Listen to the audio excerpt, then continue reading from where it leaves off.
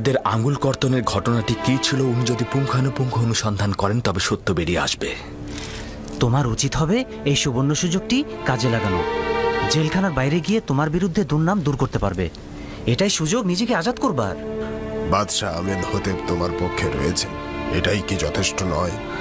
বাদশাহ আমেনহোতেপ কেন একজন অপরাধীর জন্য পক্ষ অবলম্বন করবেন?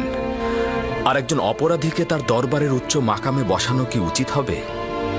তাহলে ইরানুসকে বলুন জুলেখা এবং পুতিফারের সকল ঘটনা বাদশার কাছে ফাঁস করে দিক। জুলেখার উচিত অবশ্যই জরিমানা দেওয়া। আমি তো এখানে কারো নামই উচ্চারণ করছি না। তারা আমাকে বছরের পর বছর মহব্বত করেছেন, নাজ নিয়ামতে লালন পালন করেছেন। আমি তাদের কাছে কৃতজ্ঞ। বছরের পর বছর তোমাকে হাজতে ভরে রেখেছে তারা। আশা করি তোমার অতীতের মহানুভবতা ও গুরুত্ব তারা উপলব্ধি করবে। নারীদের এই আঙ্গুল কর্তনের ঘটনাটা কি ছিল? কোন নারীগণ? আপনি শুধু মহামান্য বাদশাকে বলবেন নারীদের আঙ্গুল কর্তনের ঘটনাটি কি ছিল। উনি যদি অনুসন্ধান করেন তাহলে অবশ্যই সত্য বেরিয়ে আসবে।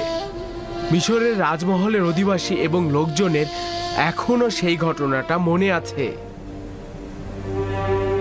খুবই ভালো। আমরা আবারও খালি হাতে ফিরে যাচ্ছি। দরুদ তোমার উপরে ইউজারশিপ। সবাই ভালো থেকো।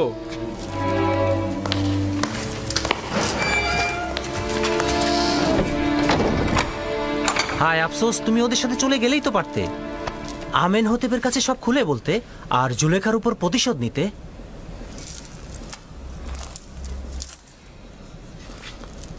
চিন্তা করো না, তারা অতি দ্রুতই ফিরে আসবে।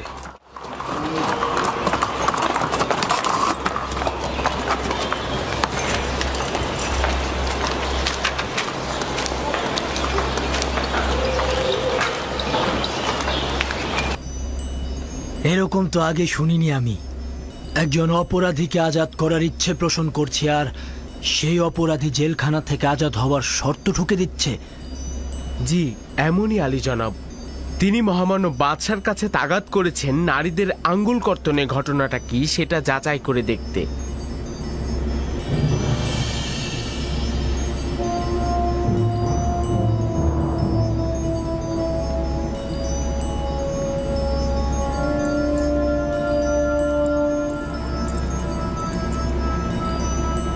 ঘটনাটা কি?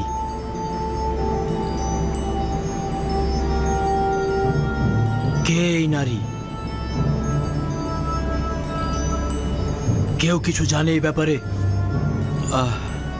জি জাহাপনা, আমি জানি বিষয়টা। যদি অনুমতি দান করেন ওই নারীদের এখানে হাজির করতে পারি। একটু জলদি করো, জানতে চাই বিষয়টা কি। আচ্ছা ঠিক আছে।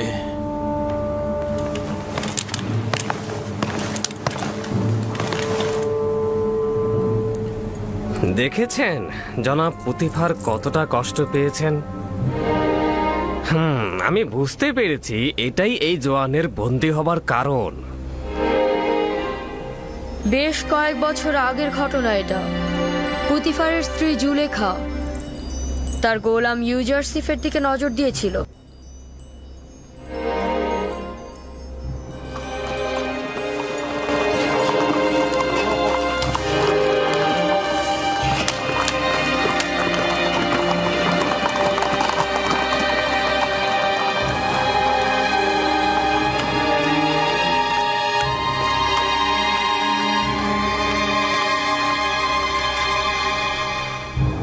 বানু জুলেখা ও রুদমনকে আমার কাছে ডেকে পাঠাও। জনাব প্রতিবার তো বানু জুলেখার উপর অভিমান করে আছেন। জানি না কি হবে।